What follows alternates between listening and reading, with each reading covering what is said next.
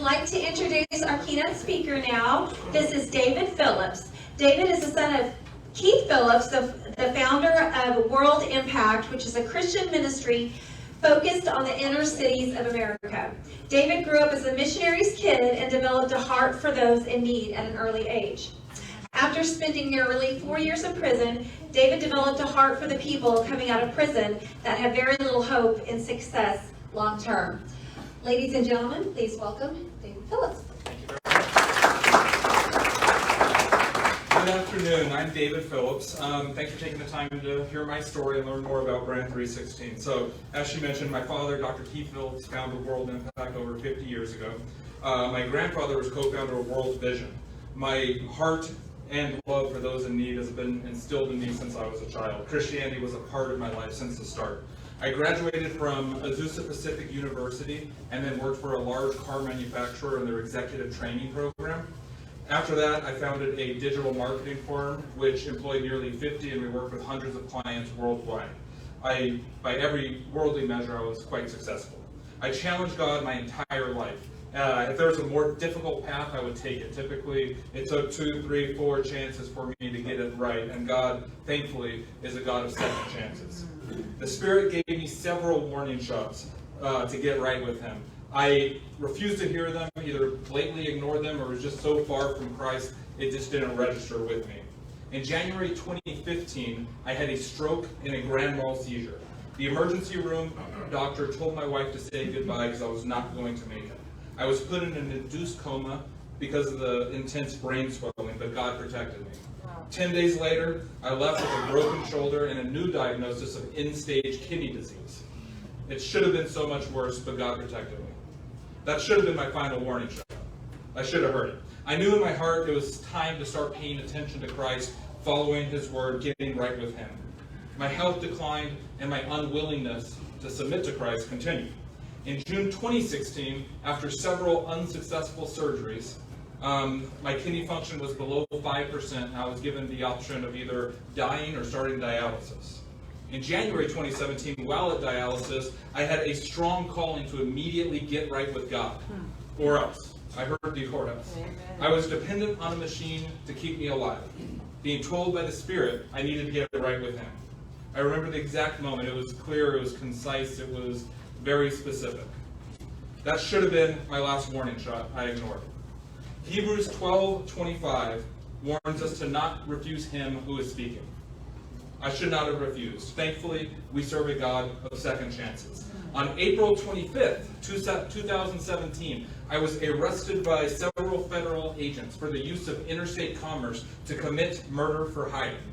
At that moment, I made the mistake of thinking that innocence or guilt actually mattered. The resources invested in arresting me had only one conclusion, no matter what the facts were. Career-focused agents and prosecutors have the power to paint any picture that they want and have unlimited government resources to ensure a victory. That did include withholding evidence, witnesses blatantly lying under oath, not being allowed to testify, not even being given bail. There is a reason the federal government has a 99.6% win rate. I refused to take a plea deal, which offered significant time reduction, but would force me to admit to something I did not do. I went to trial. I was found guilty. I was shocked, to say the least. The U.S. Marshals who guarded me during the entire trial were even stunned. They thought I was going home that day. I was sentenced to 90 months in federal prison. Studies suggest that the overall wrongful conviction rate in the United States is about 6%. That means 1 out of every 20 criminal convictions are likely a wrongful conviction. There's about 2.2 million people currently in prison. That number equates to about 132,000 people in prison right now, wrongfully convicted. That's a scary step for everyone. The level of corruption, dishonesty, and complete disregard for the law still shocks me to this day. Do you believe that a 37-year-old white man with no criminal convictions and a stellar legal team could get a fair trial? 6 years ago, my answer was a resounding yes. I now know that's not the case. Now, what if the person's not white? What if the person cannot afford a legal team? What if the person has a prior criminal record? What if the person is poor? Do you actually believe that they're going to get a fair shake in the criminal justice system? I grew up Christian. I believed it was the truth, but never truly had a personal relationship with Christ. Prison changed that for me. Throughout the Bible, God uses the situations you are in to speak with you through His Word, to train you for your future, and to equip you with the tools that you need to serve Him. The seeds of Christ planted in me throughout my life were there in the worst of situations. Keep planting those seeds in your children and your family and your friends that don't know Jesus. They're strong foundations even when you feel they're ignored. I was in the most dangerous spot I could be in, caged up with literally no freedom. But for some reason I had a strong trust that everything was going to be okay, and even a crazier thought that something good was going to come out of this. The Bible was my go-to reading, followed by prayer, followed by calling and writing my wife and family, followed by learning the law and helping others. The biblical messages I heard throughout my entire life from great Christian leaders all started making sense. My passion became Christ. I started to think less about my future business opportunities and more about how I could serve His kingdom. In the worst of situations, God was there. My obsession again became Christ. I witnessed more violence in prison than anyone should ever have to see in a lifetime. 9 different times I saw somebody die. Violence, drugs, and corruption are a real part of prison. But somehow God protected it. Not somehow, God protected it. The appeals court found that there was error in my trial, and said it was quote-unquote harmless. It's hard to understand how there can be a harmless error in a jury trial, especially when they were split for days. My attention then focused on learning every single thing I could about compassionate release. While doing so, other inmates started asking me if I could help them out. The white shot caller in my unit, who was an Irish mobster, very well known, was serving a life sentence for 4 murders that they quote-unquote knew about. The first day I arrived, he taught me how to make a proper shank, including the effects of dipping it in feces so that the person doesn't just get stabbed, they also get an infection. They knew that I was coming to the prison well before I got there. Well before. They knew what unit I was coming to. They chose which cell I was going to be in. They chose who my cellmate was going to be. They knew everything. So it's important to note that corruption in prison is extremely real. If you even search it on Google, it's easy to find. One day he pulled me aside and told me I should not do legal work for other races. Mainly, his thought was, A, he never saw a jailhouse lawyer get anyone out in his 20-plus years. The second is, if you do work for other races, A, it's looked at badly because race is a big deal in prison, but B, beefs could come out of it if they thought I didn't do something right or something. So basically, we came to an agreement that I would keep doing it and helping guys, but if anything came out of it, I would be on my own. A few months later, I got my first of 6 inmates released from prison. When that happened, he found out, he pulled me into a cell, he congratulated me, and made it clear that we, in quotes, should start charging people. Everything in prison is a hustle. The judge ordered my immediate release on December 23rd, 2020. I got a kidney transplant 6 months later. There were numerous profound moments in prison. I know that I would never have the relationship with Christ I have now if I didn't spend 4 years in prison, reading His Word, depending on Him, literally depending on Him every single step of my place, placing my life in His hands. We thankfully serve a God of second chances. Romans 8:28 was my motivation. I knew somehow God would use this for His glory. The one thing that stood out to me inside was the amount of hopelessness that the guys had. Brand 316 was started with that in mind. Brand 316 is a Christian ministry focused on stopping the revolving door of incarceration through personal, professional, and spiritual development and training for the formerly incarcerated. Nearly 95% of the inmates in prison right now will be released. Everybody's excited to get released. They cannot wait to get out. They can't wait to see their family, their friends, their wife. They can't wait to see their kids. They can't wait to eat a real meal. There's a long list of things to be excited about. Unfortunately, there's a longer list of things to be nervous about. That excitement to get out is always followed by, I hope I stay out a long time. The excitement for freedom was always overshadowed by the reality that the release was not permanent, that they would be back in prison. When I asked, because it always shocked me, when I asked what they were talking about, it made no sense to me. And they would say, you'll see when you get out. It's impossible. I have seen and experienced it firsthand. The national recidivism rate hovers around 67%. So that means that nearly 7 out of 10 inmates released from prison will be rearrested within 3 years. Nearly 70% rearrested within 3 years of their release. When inmates are released, they usually have nowhere and nothing. They have nowhere to go. There's usually no support network, no housing, no concept of the harsh society that they're jumping into. On top of trying to find a job, a place to live, clothing, a church that will actually accept them, which hurts to say, but many won't. They also have a strict probation terms that they must follow. Mistakes are not allowed. If you have past due child support, you need to start making those payments. If you have court fines or restitution, you need to make those payments. There are the common sense ones that, you cannot use drugs when you're on probation. That makes sense. You can't drink and get drunk if you're on probation. That makes sense. You have to work full time. That makes total sense. You cannot break the law. That makes total sense. But do they make sense? How can you pay court fines or child support with that if no one will even hire you? If no one will give you a job, how can you do that? So that's something that can be used against them, send you back to prison. As an example, the average American, including everybody in here, breaks 3 criminal laws every single day. Not every week, not every month. 3 criminal laws every single day. There are nearly 5,000 federal statutes and over 300,000 regulations that can subject people to possible criminal penalties. Someone in the United States is arrested every 3 seconds. Most importantly, for somebody on supervised release or probation, that gives the authorities the legal grounds to pursue charges. So a ticket for you, maybe not a big deal. A ticket for somebody on supervised release, they are breaking the law and directly violating their supervised release terms. One of the most important things for you to understand as Christian business leaders is that you can make an actual difference, a real, measurable, true difference. Society, business owners, and the church are terrified of helping the formerly incarcerated. The perception of being formerly incarcerated is that we're untrustworthy. You can't trust us, we're violent, we're not going to show up for work. If we do show up for work, we're not going to work hard.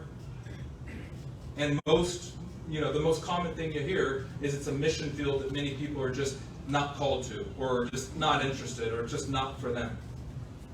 How can we, who've experienced the transformative power of God's forgiveness, deny that very same gift to others? Jesus made it clear the importance of loving thy neighbor. He never said unless. Others frowned, while Jesus helped. John 8:7 reminds us, let anyone of you who is without sin to cast the first stone. Now, in general, society and the church has 3 perceptions, as I see it, of the formerly incarcerated. The first perception is, and the criminal justice system. You trust the system, the process, you trust the prosecutors, you trust the punishment. You know it's not perfect, but it's pretty close.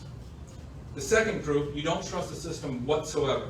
You know it has major flaws. You know it targets specific groups. You know it has unethical representatives and is relatively unchecked. The third group, which many fall in, is you generally trust the system. You know it has several flaws, but it's huge and there's really little that can be done to fix it. And quite frankly, it has little impact on your life, with a little asterisk until it does.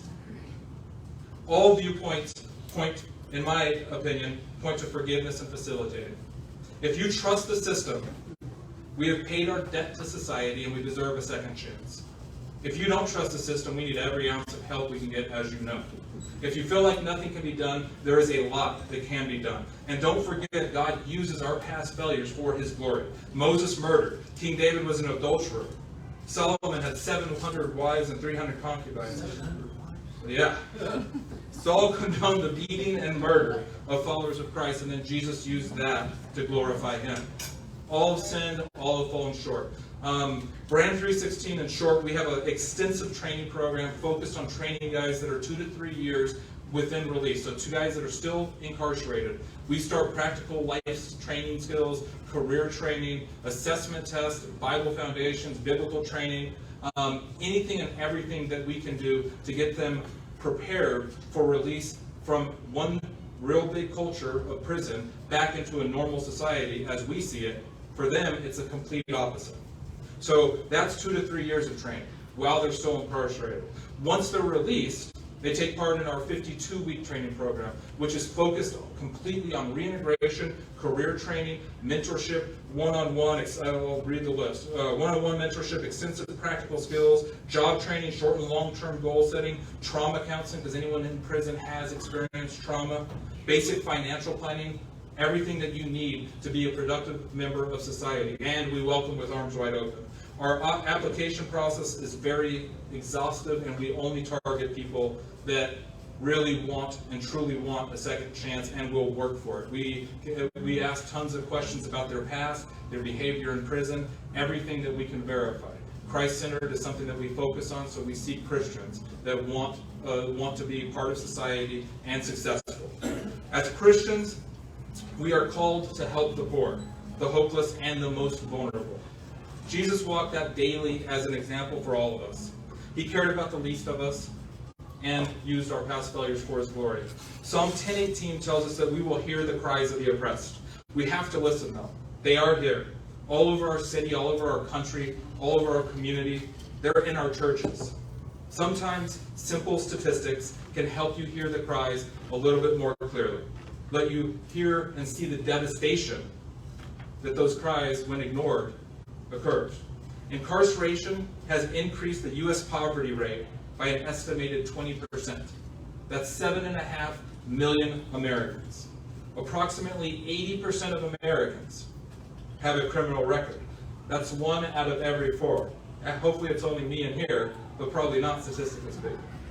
27% of the formerly incarcerated are unemployed. Yet they all want work, they all need work. And the formerly incarcerated typically are more loyal, more appreciative of the job. There's benefits for your business from the government. 49% of black males, 44% of Hispanic males, 40% of white males have been arrested at least once before their 23rd birthday. Adults in poverty are 3 times more likely to be arrested and 15 times more likely to be charged with a felony. Why is that important? They're poor. They get charged with a felony, which means they have higher court fines and longer sentences. So they have a deeper hole to dig out of once they get released. Children of incarcerated parents are 6 times more likely to become incarcerated themselves. And most telling, a family's probability of being poor is 40% higher if the father is incarcerated. I believe that the formerly incarcerated are the next major mission field. There are currently over 2 million people incarcerated, and 600,000 approximately are released every single year. Approximately 50% identify as Christian. This means in the worst of times, when they're being processed, they got their photo taken, fingerprints done, they're sitting in an intake holding cell with 50 other guys waiting to go to the intake officer, who then asks about gang affiliations, medical issues, who's their emergency contact, and then there's that important question. What's your religion? They have the choice of saying, I don't believe in anything. I'm an atheist, or whatever. About 48% say Christian.